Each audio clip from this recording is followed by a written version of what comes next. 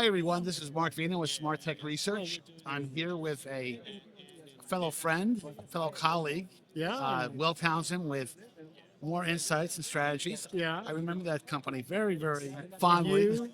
You were with us for a few years. For I recruited some you. time before I kind of branched out into my own Yeah. work, and we're here at Mobile World Congress Las Vegas, which is my first year actually at the event itself. Really? In person, yes. Okay, so you're a newbie. You're a virgin. This is a PG-rated podcast. Yes, it is. Yeah, yes, it is. But it's intriguing, Will, because it's a podcast. It's an event that really focuses on the infrastructure Sure. of the telecom space. Yep. And I want to talk to you for a few minutes, get your impressions. You've been focused in this area for quite some time, and let me bounce a question off you that I've been asking a number of the companies that I've been meeting with out here. It's kind of a lessons learned space in 5G. Mm-hmm. Now, you flash back 3 years, and 5G was going to be the hot technology.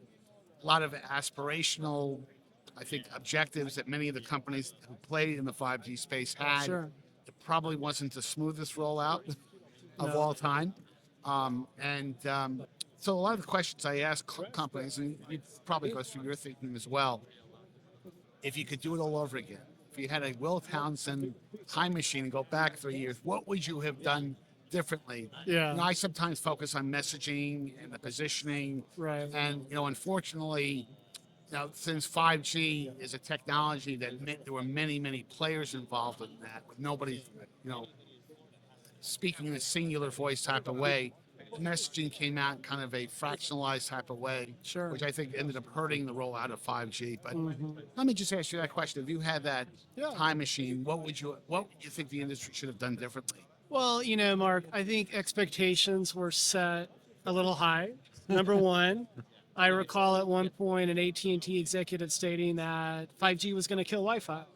And we know now that's not going to happen. Right. 5G and Wi-Fi are better together. So I think expectations were set very, very high, number one. Number two, the whole notion of non-standalone and standalone in the deployment of 5G. And for viewers and listeners that don't understand what that means, what it meant was the GSMA allowed operators to start upgrading their radio access network infrastructure first, and then follow it up with core infrastructure. What occurred was a lag of several years, and the true promise of 5G wasn't realized because you need that core infrastructure and that RAN married together to unlock things like network slicing and other types of applications. So if I had a crystal ball, if I could do things over again, number one, maybe set expectations a little more reasonably, modestly. And number two, I think the GSMA has learned that this whole non-standalone tweener didn't work. And so we're not going to see that in 6G and future Gs. Yes. And that's why I'm asking the question, is that hopefully the lessons learned here will apply to the rollout of 6G and other technologies down the path. And they certainly will. And I think, right now 6G is still sort of buzzing, but there's a lot of attention being paid to AI, obviously. And AI can do a lot of things from an assurance standpoint and from an application standpoint as well. So I expect to see a lot of AI and generative AI in the future 6G standard. I want to go back to one thing you said a few moments ago, because I think one of the aspirations that people had when 5G was rolled out is that, can I blow up my cable provider? Can you do what? Can I blow up my cable provider? Cable provider, okay. Yeah, can I really cut the cord? Sure. And there was a lot of energy kind of around that. Mm-hmm. There was a lot of, from a complexity standpoint, it's not just, even if you had a great cellular signal coming into your home, then you really have to have some type of router to convert it to a Wi-Fi signal, so you can share it with a lot of the devices in your house. The average house today has 20, 25 or more devices. Do you think we should still have that aspiration going forward, and in terms of being able to ultimately replace, that fiber connection? Not many people have fiber connections. Yes, there are parts of the market that do have that, but what's your perspective on that particular topic? Well, you could argue that fixed wireless access services are the killer 5G use case in consumer. When you look at what T-Mobile's been to accomplish with respect to its growth and subscribers, they're up to 5-6 million. The ease of deploying a 5G fixed wireless access solution. There's no drilling that occurs. There's no setup. It can be self-provisioned. And the performance is actually better than traditional cable. Now, will it get as fast as fiber, symmetrical fiber? Likely not, but when you look at the performance of 5G fixed wireless access from an up and download perspective, it gets all the job done. It allows you to do video conferencing. It allows you to connect all your smart home devices, which I know you and I own a lot of. And so that's my perspective on it. It's really the killer consumer 5G application out of the gate. You mentioned the right two letters a few moments ago, AI. AI. Can't get away from it. We got to talk about AI. Yeah, you at got some well. point. Well, we need to, because you've got a lot of companies really focusing on on-device AI, companies like Yep. Qualcomm, for example. That Big announcement recently by Qualcomm. That's exactly right. Qualcomm is one of those few companies that are playing at the device level. They're playing at the connectivity level, play at the modem level. I mean, there's they have their fingers into a lot of different areas. Yeah. But the intriguing thing about what Qualcomm and others have done is this emphasis on off-device AI, where you take these very, very large AI models, and you deploy them in such a way that they can run without a connected device. Sure. That will probably permeate going forward for the ongoing period of time. What's your view on that in terms of the practicality, the advantages, and there are some advantages. Sure. Security, for example. Yeah. I don't want to be using AI in my company roadmaps necessarily. Right. I'm putting that up in the cloud for Yeah. a whole variety of different reasons. You hear a lot of certainly a lot of that about that at the enterprise level. But give me your perspective on that. Well, with Qualcomm's recent announcement of Edge AI, what they're doing with Wi-Fi 7 is they're able to basically put security into the infrastructure. And that's huge from a privacy standpoint. And you're seeing the same thing happen with cellular connectivity as well and infrastructure.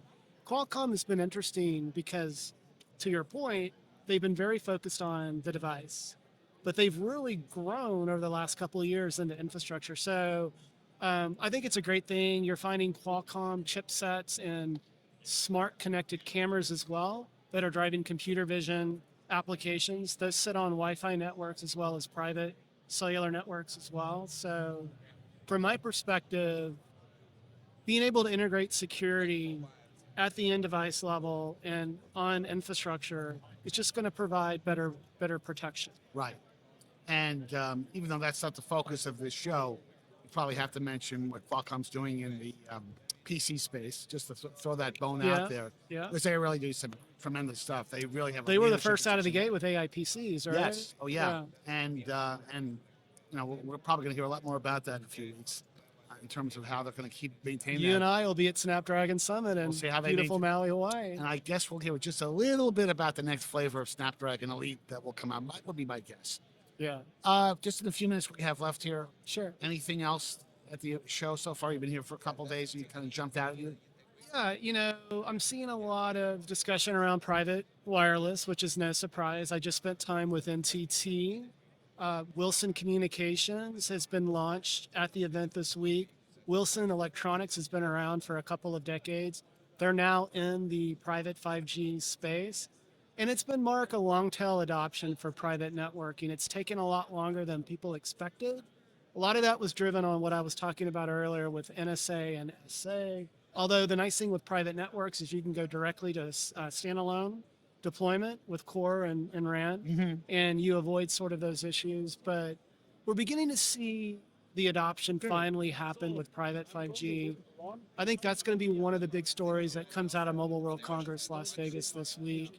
There's a lot of emphasis on security as well, as you can imagine. Security for mobile networks is much different than for enterprise networks. You have many more devices that sit on, a typical mobile network, a cellular network. You're seeing cellular networks deployed into private enterprise for manufacturing, automation, transportation, and logistics. You have to track things in motion as well. So it's a little more complicated. And so I think, that's my expectation is you're going to hear a lot of news coming out of the show around finally we're starting to see that adoption ramp on private 5G. Yeah, yeah. And I think to the point you made a few moments ago, we're now starting to realize the true potential of 5G. Yes. Even though that's taken a bit of a journey to get there, but such is life in the It is. technology space. And Good things come to those that wait. it's very philosophical. So I'm going to end the podcast saying I'm so glad the Houston Astros got eliminated. Oh. And the Yankees. I have such FOMO going on right I now, watching know. the Yankees and the Padres Oh, and boy. Who do you the think? Tigers of all teams. So we'll put the most important prediction that we'll make all year. Who's going to end up in the World Series? Well, I think the Dodgers are going to make it. You really think they're going to be? So if the Mets win today, you think they're going to beat the Mets in the championship series? I'm going to go with that. I never liked What's you, your Will. prediction? I never liked Will. He'll never be on this podcast. Well, you've got a again. Yankees fan and an Astros fan here, so we're going to agree to disagree. Oh, I cannot stand a Tuve, and I hope he sees this. Anyway, Will, thanks for stopping by, Yeah. and we'll certainly talk again shortly, probably in Hawaii. Probably in a few weeks, but it's always great to see you, Mark. Thanks again, Will. You bet.